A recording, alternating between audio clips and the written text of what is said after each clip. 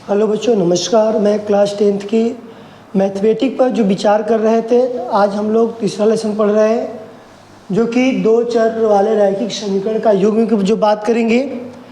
और इस पर हम लोग को ये भी ध्यान देना है कि किस तरह का क्वेश्चंस बनता है, और यहाँ पर जो वर्ड प्रॉब्लम होगा वहाँ से कैसे क्वेश्चंस आएगा, इस पर भी बात किया जाएगा।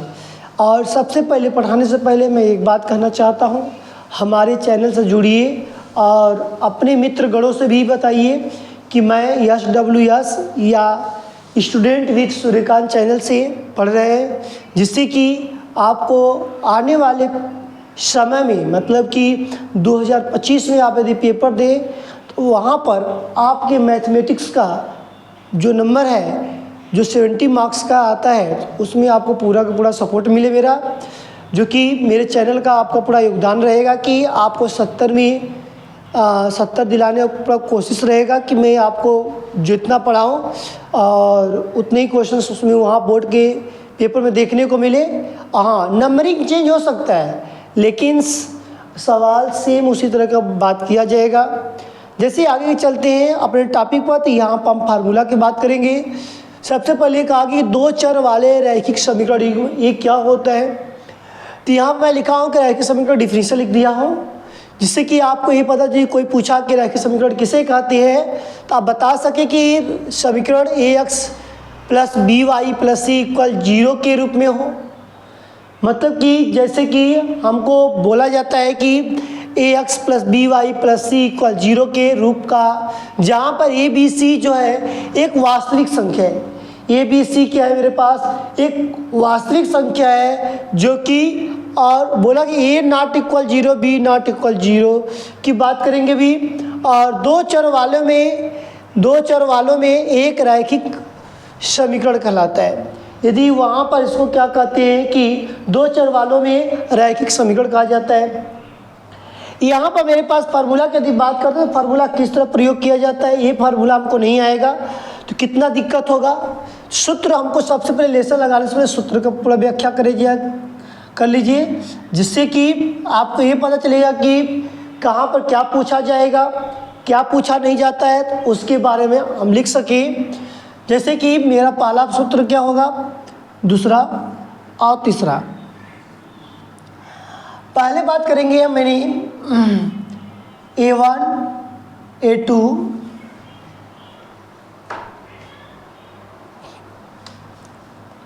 a1/a2 = b1/b2 = c1/c2।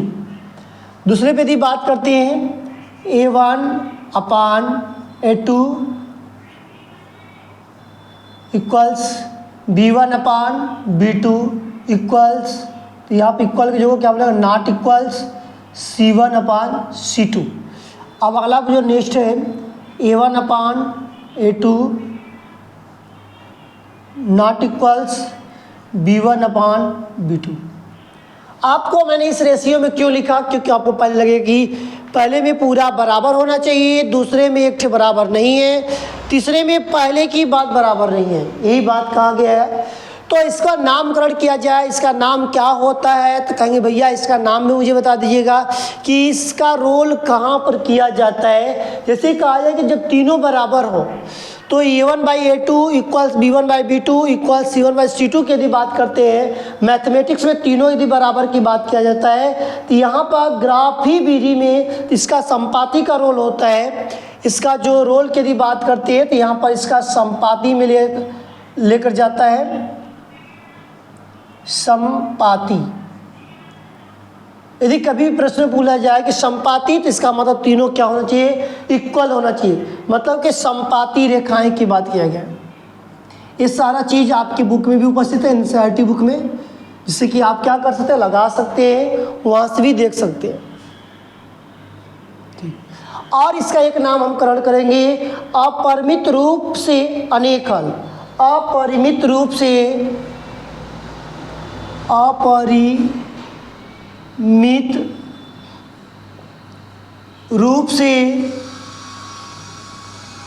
अनेक हल। अपरिमित रूप से क्या है, अनेक हल की बात करेंगे। तो यहाँ पर आपको समझना होगा कि पहले प्रश्न की यदि बात किया गया a1/a2 equals b1/b2 equals c1/c2, तो यहाँ पर इस तीनों जब बराबर होगा तो हम क्या बोलेंगे, समपाती रेखाएं भी बोल सकते हैं, अपरिमित रूप से अनेक हल भी बोला जा सकता है। आगे बात करते हैं, जहाँ पर बोला गया a1/a2 equals b1/b2 not equal c1/c2, तो यहाँ पर बोला गया c1/c2 क्यों बोला गया है, तो यहाँ पर इसका हो जाएगा तो समांतर रेखाएं, इसको बोलते हैं समांतर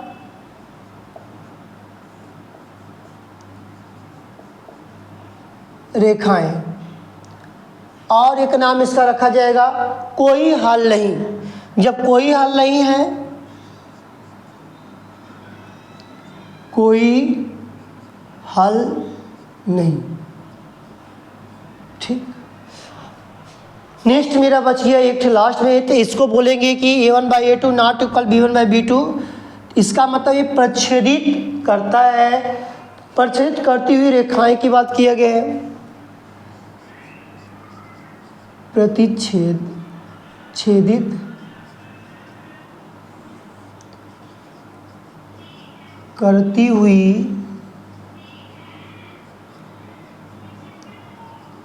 रेखाएं,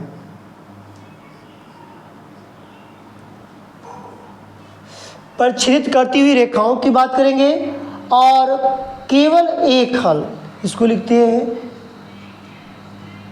केवल एक हल, या अद्वितीय ब्रैकेट में अद्वितीय। बात समझ में हम यहाँ पर यदि प्रश्न की बात कोई भी पूछा जाए, यदि प्रश्न में ये चीज़ देखने को मिलेगा और वहाँ पर मुझे इस तरह के प्रश्न को दिखाना पड़ेगा। यदि प्रश्न को हल करते समय मेरे पास a1/a2 equal b1/b2 equal c1/c2 दिखाई देता है, तो क्या होगा, समपाती रेखाएं और अपरिमित रेखाएं। a1/a2 equal b1/b2 equal not equal c1/c2, ये क्या हो जाएगा, समांतर रेखाएं हो जाएंगी। इसमें कोई हल की बात नहीं किया जाएगा, या ये पूछा जाए या ये पूछा जाए। a1/a2 नॉट इक्वल b1/b2, तो यहाँ बोला जाए प्रच्छेदित करती हुई रेखाएं, या केवल एक हल हो या अद्वितीय की बात किया जाए, तो हम लोग यही बात पूछते हैं और समझते हैं, जिसके अनुसार यहाँ पर क्रियाकलाप में दर्शाया गया है। तो इसी के अनुसार में अब प्रश्न पर चलेंगे, और इसमें कुछ ज़्यादा नहीं है, मैं सारा चीज़ बता ही दिया कि क्या है क्या नहीं है, जिससे आप कर सकते हैं और पता भी चल चुका है आपको। आप क्वेश्चन पर चलेंगे, तो क्वेश्चन हम निकालते हैं। धीरे एक मिनट रुकिए, तो क्वेश्चन निकाल लें।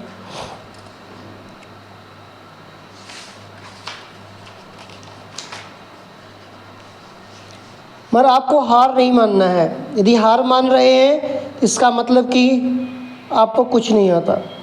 एक बात यहाँ पर छूट रहा है, मैं उसको भी बता देना चाह रहा हूँ इसी वक्त।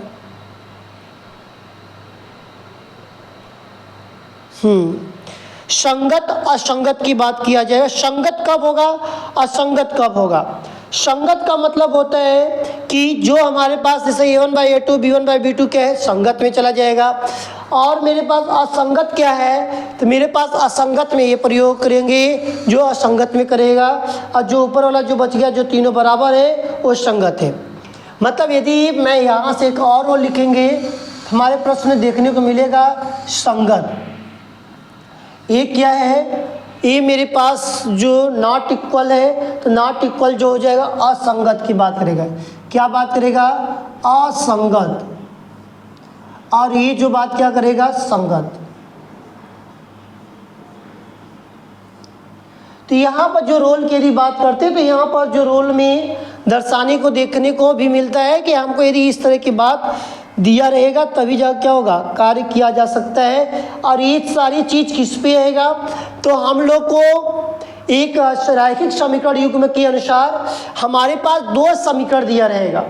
ये चीज़ जो देखने को मिलेगा रैखिक समीकरण के अनुसार दो चीज़ देखने को मिलेगा। जैसे कि यहाँ पर मैंने एक चीज़ छूट गया है, a1x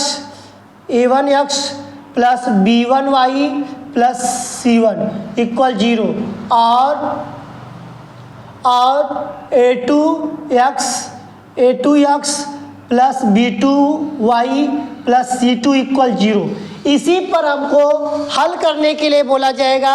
जो सारी चीज़ हमको रैखिक समीकरण के अनुसार मैंने इसीलिए यहाँ पर लिख दिया हूँ, बोला गया है कि समीकरण ax plus by plus c equal 0 के रूप में, तो अब उसको हम a1 a2 में रखें या हमारा मन करे तो उसको इस तरह छोड़ दिया गया, वो तो डिफिनीशन के ऊपर डिपेंड किया।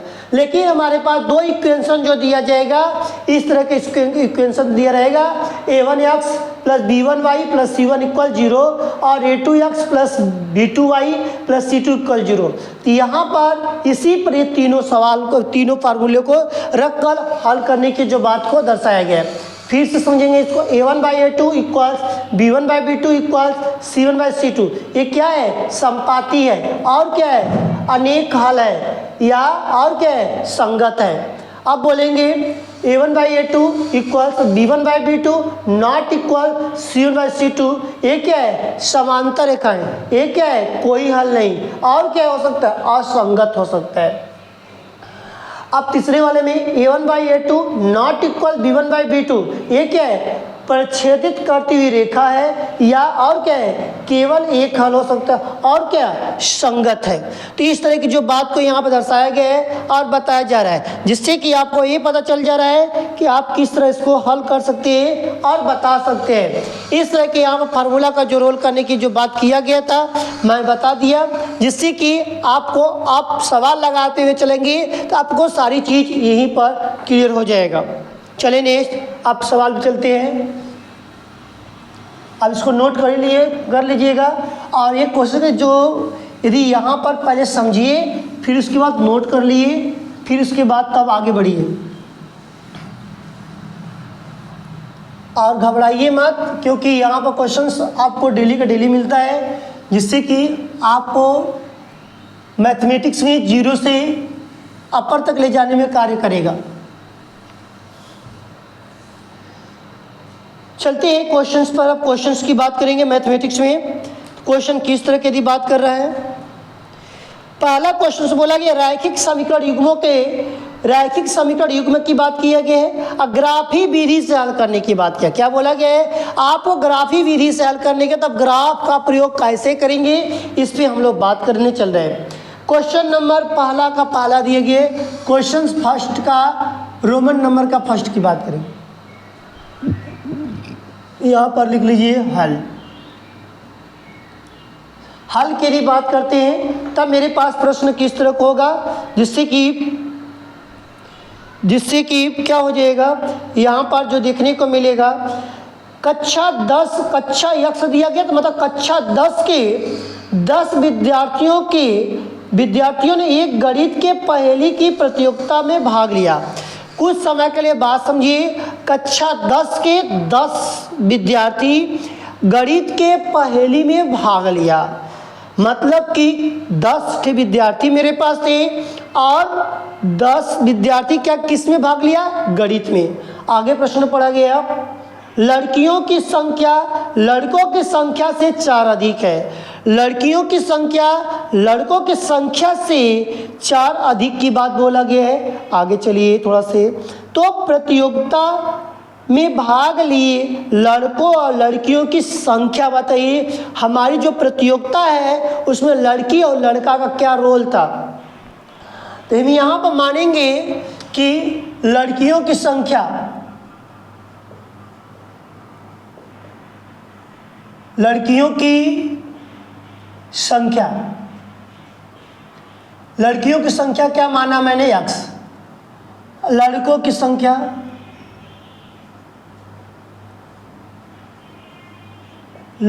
संख्या क्या माना मैंने? y। अब मगर हमारे स्कूल में बोला गणित के प्रतियोगिता में तो कुल कितने छात्र थे? 10। इसका मतलब कुल लड़की और लड़का मिला कुल कितने थे? 10 थे। कुछ किया मैंने? कुल का मतलब x प्लस वाई, x लड़की y लड़का। आगे गया थोड़ा बड़ा प्रश्न दिया गया कि लड़कियों की संख्या लड़कों की संख्या से, लड़कियों की संख्या क्या है, x है, तो लड़कों की संख्या से 4 क्या है, अधिक है। इसको क्या बोलती है, 4 अधिक है। सही तरीके से लिखा जाएगा तो मेरे पास x माइनस या इसी जो को नहीं सही समीकरण बनाती है, x माइनस वाई बराबर 4 है। समीकरण क्या हो गया, 2। कोई दिक्कत होगा तो बोलना यहाँ पर, क्योंकि यहाँ पर जो प्रश्न की यदि बात करेंगे हम प्रश्न इसी तरह लगाएंगे, क्योंकि देखो भाई प्रश्न जो बोला जाएगा, जैसे प्रश्न दिया जाएगा उसी तरह के प्रश्न की संख्याओं की बात करेंगे, जैसे कि आपको प्रश्न हल करने में क्या हो, आसान हो, समस्याएं ना हो और अच्छे से आपको प्रश्न समझ में आ सके। ठीक, यहाँ पर हम बात करेंगे सबसे पहले ग्राफी विधि से, क्योंकि बोला गया है ग्राफीय विधि से। किससे, ग्राफी विधि। अब ग्राफी विधि में अब सबसे पहले यार समीकरण 1 से, समीकरण 1 से, समीकरण 1 है ये। तो सर ये भैया ये बात नहीं समझे, फिर समझा दीजिए। समझ लो भाई, समझो कि तुम कब में पढ़ रहे हो, कक्षा 10 में। अब गणित की क्या रही, प्रतियोगिता हो रही है। जब गणित की प्रतियोगिता हो रही है तो बोला कि 10 विद्यार्थी लो, तो 10 विद्यार्थी में तुम्हारा लड़की और लड़का दोनों लेंगे भाग। जब लड़की और लड़का जब दोनों भाग लेंगे, इसी ने बोला कि x प्लस वाई बराबर 0। तो मैं बोला लड़कियों की संख्या x और लड़कों की संख्या y, क्योंकि भैया मैं लड़का हूँ, मैं अपने को x मानना चाहता हूँ। कोई दिक्कत नहीं, तुम x हो जाओ या लड़की x हो जाए, कोई दिक्कत नहीं है। तुम्हारे ऊपर डिपेंड करता है तुम कैसे मानते हो, ये तुम्हारे ऊपर डिपेंड करेगा। तो जैसे ही आपको समझना है, जो समझ में आ जाएगा तो खुद समझिए कि मैथमेटिक्स का क्या रोल होता है, इससे घबराना जब नहीं है। अब मैथ सिखाने का मेरा गारंटी है, आप क्योंकि स्टूडेंट भी सूर्यकांत चैनल से जुड़े हुए हैं, जिससे कि आपको कभी भी लॉस नहीं होने देने का कार्य करेगा। आगे चलते हैं, तो आपके पास ये सारी चीज़ बना हुआ था, बोला गया तो उसमें लड़कियों की संख्या का लड़कों की संख्या 4 अधिक है। 4 अधिक किसकी होगी, लड़के, तो y प्लस 4 की बात करेंगे। तो ये बोला मैं ग्राफी विधि, क्योंकि बोला गया प्रश्न में कि ग्राफ विधि से हल करिए, तो मैं लिख दिया ग्राफ विधि समीकरण 1 से। ठीक, समीकरण 1 को मैंने यहाँ पर राइट किया, x प्लस वाई बराबर 10। तो x बराबर मेरे पास निकल गया 10 माइनस वाई, निकल के है कि नहीं है, क्योंकि भैया कैसे किया आपने, हम कहेंगे y को मैंने क्या किया, लेफ्ट से राइट ले गया, लेफ्ट से राइट ले गया। ठीक, अब कहेंगे कि भैया ये बताइए y का वैल्यू क्या क्या रखें, हम कहें तुम्हारे ऊपर डिपेंड करता है भाई, तुम कहें जो मन करे सो रखो। तो क्या रखें, जो मन करे सो, इसका मतलब हमारा मन करता है 1 2 3 रखने का, रखो ना। तुम्हारा मन क्या करता है, कहोगे 2 4 6 10 15 कुछ भी रखो, मगर ऐसा नंबर रखो कि जिससे कि 10 से तुम्हारे में घटा भी सको, ऐसा नंबर रखने की जरूरत है। तो हमने लिखेंगे यहाँ पर y बराबर 1, y बराबर 1 पहले इसलिए लिखा कि पहले एक की बात, y बराबर 1 2 3 रखने पर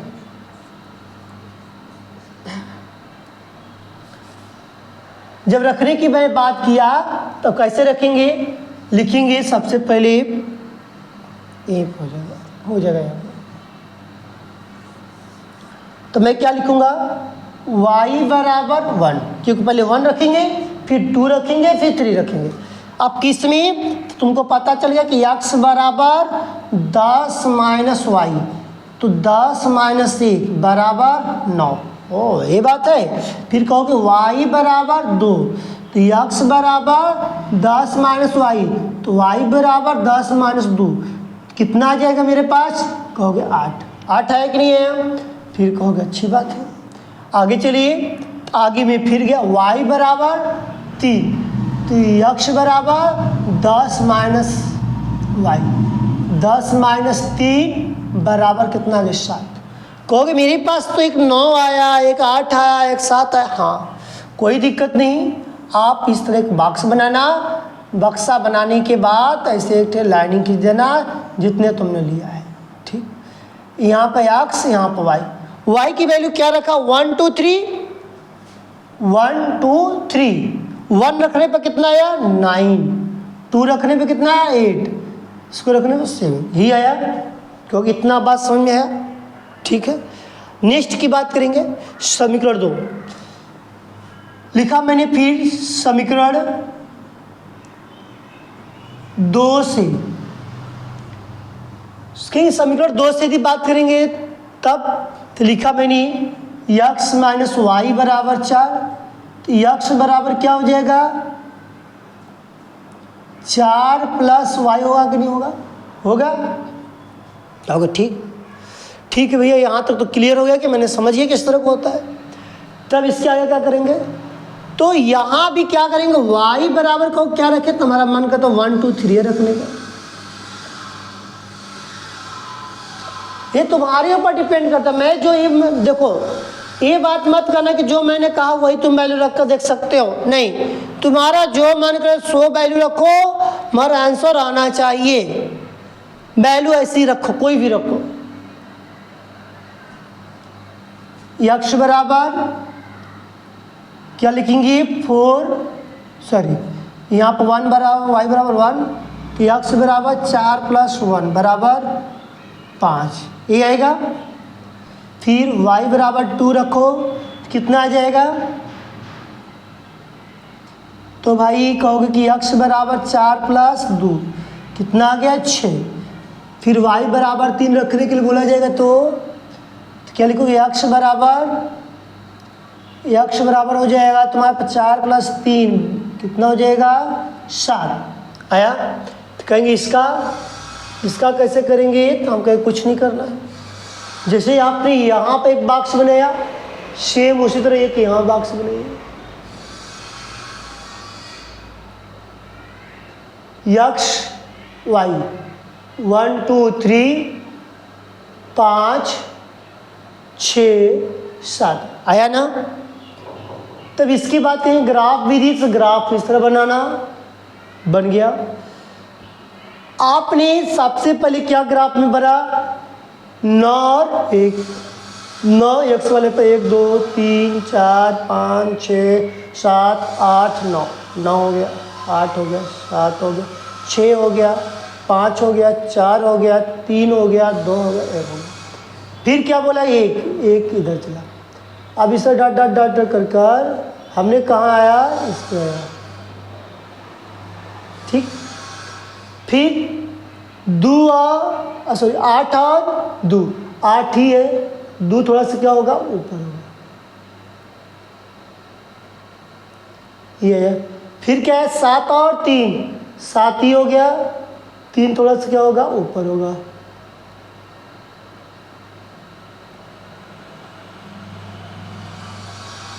समझ में आया कैसे किया? अब इसको क्या करो? मिलाती हुई एक रेखा खींचा। जब खींचा तो चुपचाप शांतिपूर्वक से खींचे रहना। अब इसको बोलो क्या है? 5 और 1, 5 ये 1 ये, 6 और 2 6 ये 2 ये, फिर क्या है? 7 और 3 7 ये 3 है।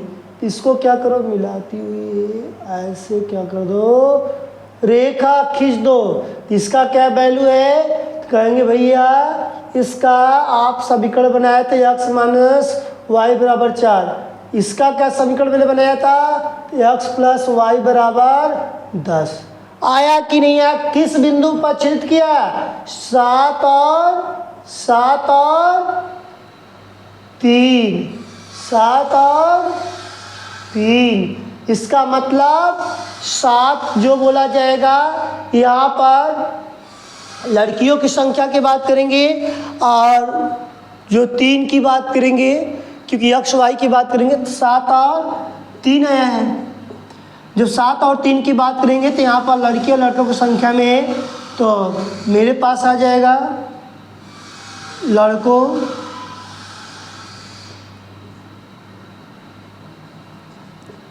की संख्या 3 लड़कियों की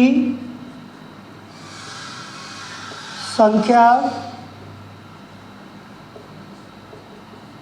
7। 7 और 3 की बात किया गया था। जो आंसर आएगा इसी को आंसर आ जाना चाहिए भाई। जो दिया गया था इसको हल करने पर तो यही दिया गया है, लड़कों की संख्या 3 और लड़कियों की संख्या 7। तो आपका आंसर यहाँ पर क्या दिया गया, सही दिया गया, जो कि आपने लगाया और अच्छे से क्या हुआ, लगा। इस तरह के प्रश्न को यहाँ पर हल करते हैं और समझते भी हैं, जिससे कि आपको कोई डाउट ना हो और अच्छे से क्लियर कर सके। आगे की तरफ चलते हैं। तो आगे की तरफ चलेंगे तो इसमें जो प्रश्न लगाया जाएगा,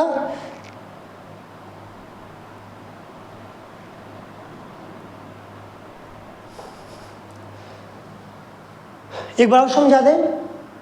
देखिए, लड़कों की संख्या x, लड़कियों की संख्या x, लड़कों की संख्या y, जो कि कुल बोला तो x + y = 10, x = y + 4, x - y = 4 हो गया। ग्राफी विधि से क्या, सबसे पहले समीकरण 1 मानना, फिर उसके बाद x + y = 10, x = 75 किया। तो यहाँ पर कोई वैल्यू रख लो, तुम्हारी इच्छा पर डिपेंड करता है।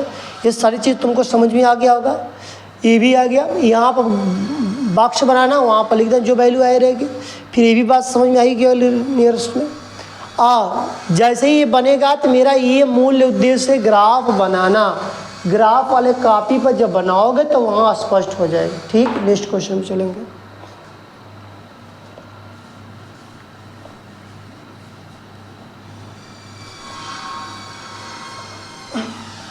हिम्मत मत हारिएगा, क्योंकि हिम्मत हारना ज़्यादा नुकसान हो जाएगा। इस सारी चीज़ों को नोट करते रहना अपने फेयर कॉपी पर। आपको हर लेसन के अनुसार सब कुछ मिलता रहे। क्वेश्चन नंबर 2 पे चलते हैं। क्वेश्चन नंबर 2 में क्या दिया गया है, पहले के सेकेंड में कहा गया कि 5 पेंसिल 7 कलमों का कुल मूल्य 50 रुपये है, जबकि 7 पेंसिल 5 कलमों को कुल मूल्य 46 रुपये है।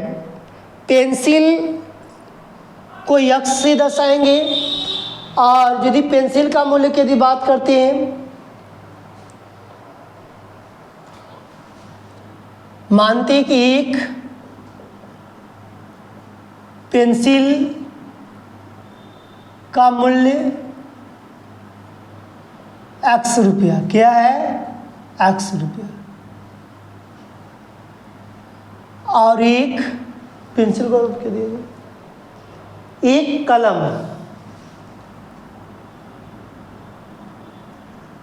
कलम का मूल्य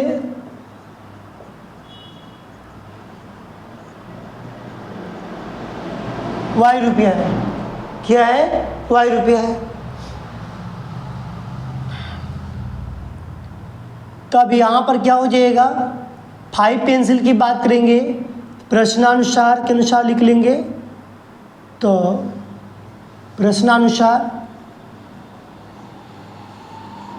अब तो ये तो मैंने x y में डिवाइड कर दिया। अब हमारे प्रश्न में दिए गए 5 पेंसिल्स 5x प्लस 7 कलम इक्वल्स कुल कितने रुपए की बोला गया है मेरे पास।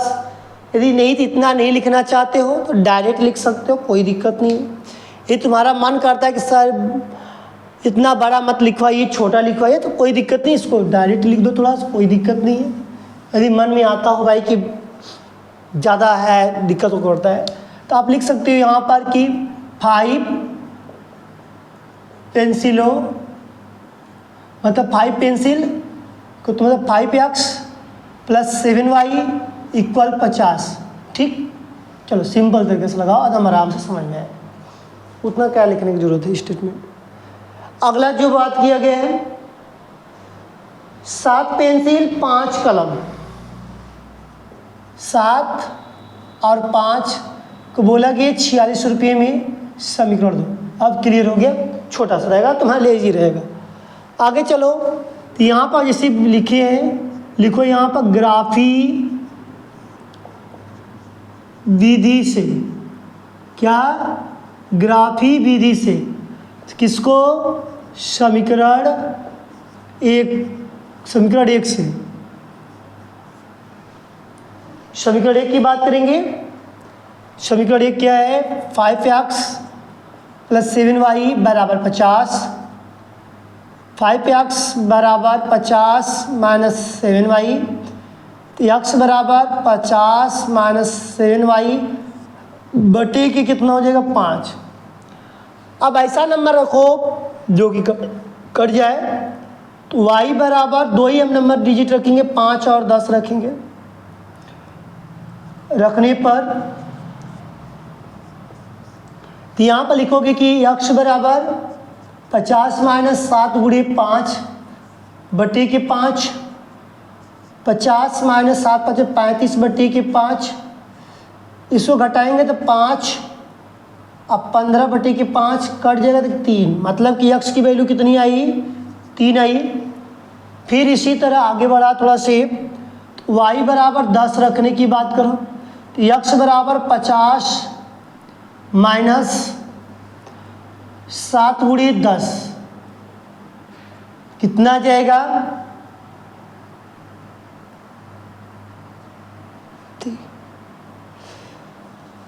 बटे कितने, 5, तो लिखेंगे 50 - 70 बटे के 5 -20 बटे के 5 काट दिया, 4 आ गया, x बराबर -4। ठीक, इसका मतलब हम क्या करेंगे, एक बॉक्स बनाएंगे, बॉक्स में क्या लिखा, x और y की वैल्यू क्या माना मैंने, 5 और 10। अब 5 रखने पे कितना आया, 3, और 10 रखने पे -4। ठीक, कोई दिक्कत यहाँ तक, होगी नहीं दिक्कत। अब हम समीकरण दूसरे, समीकरण क्या है, दूसरे यदि बात करते हैं, समीकरण 2 जो है क्या लिखा गया है, समीकरण 2 में 7x + 5y = 46। पक्षांतर करते हैं। अब यहाँ पर मेरे पास क्या होना चाहिए, ऐसा नंबर रिसर्च करना पड़ेगा। चलो देखते रहो।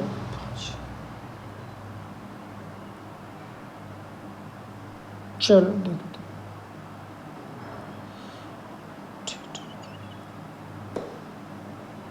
7x बराबर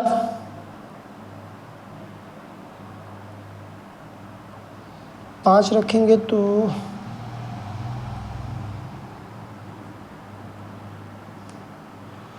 क्योंकि 7x बराबर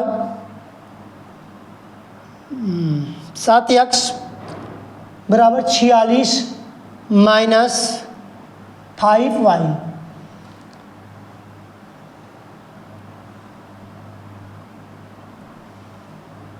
तो x बराबर 46 - 5y बटे के क्या हो जाएगा मेरे पास, 7।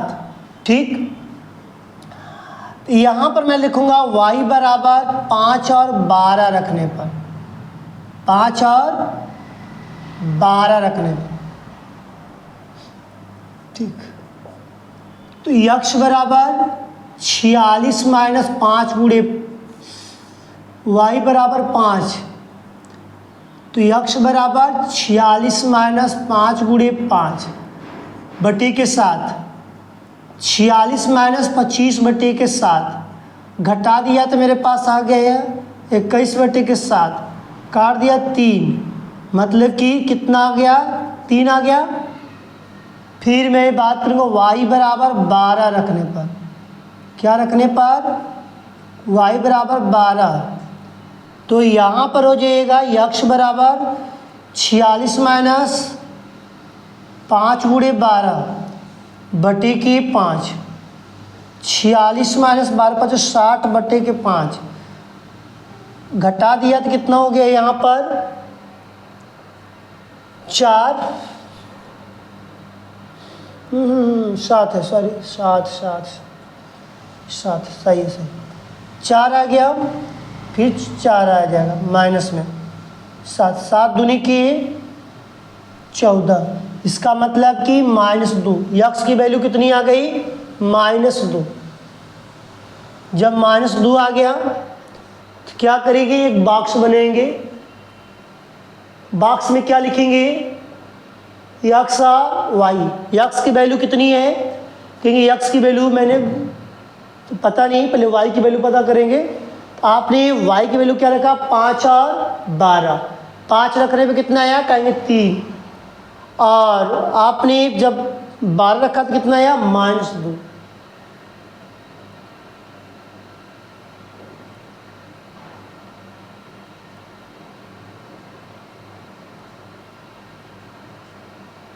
ठीक, ये अक्ष है।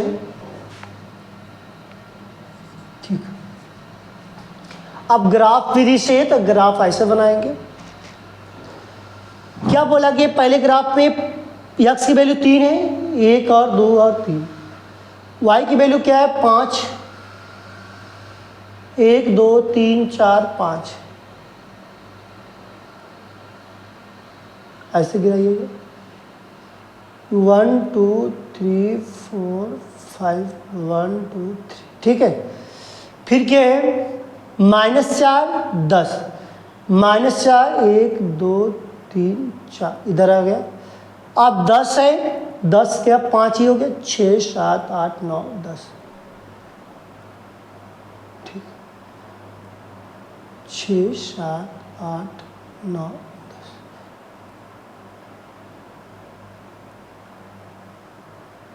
मान लो इसको यहीं पे। ठीक, ये कितना हो गया मेरे पास? अब क्या करेंगे? इसको मिलाती हुई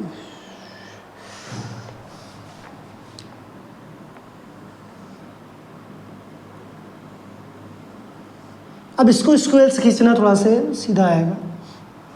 खींचा तो इसकी मैंने क्या समीकरण माना था? 5x + 7y = 50। 3 और 5, 3 और 5 यही हो गया। -2 12, -2 ये हो गया 12, 11 12। यहाँ से हो गया। तो अब इसको क्या करेंगे भी? ऐसे किस बिंदु पर छेद किए गए हैं? इसी बिंदु पर। इस बिंदु पर जब प्रच्छेद किया तो मेरे पास क्या निकल के आया? 3 और 5, 3 और 5, यही मेरे पास जो आएगा।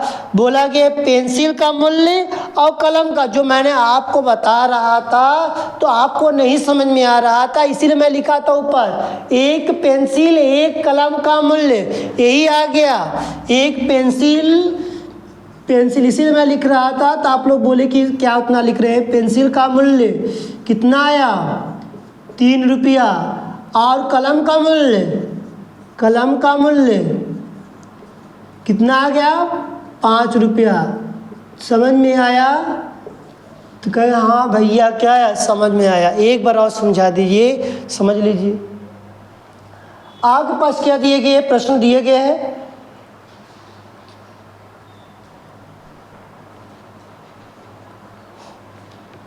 इस तरह के प्रश्नों को यहाँ पर क्या किया जाता है? दर्शाया जाता है, बताया जाता है, जिसके अनुसार हम लोग को यहाँ पर हल करना पड़ता है। जिससे कि आज के लिए टॉपिक यहीं पर क्लोज किया जाएगा। नेक्स्ट क्वेश्चन की यदि बात करते हैं तो कल मिलते हैं। जिससे कि क्वेश्चंस अब कल सेकेंड में आप कल फार्मूला याद करके आइएगा, क्योंकि यह तो ग्राफ विधि लगा है, यहाँ पर कोई फार्मूला का प्रयोग नहीं किया गया। जैसे ही कल हम प्रयोग करेंगे तो वहाँ पर ग्राफ विधि का प्रयोग कर बताया जाएगा। ठीक है, ओके, जय हिंद।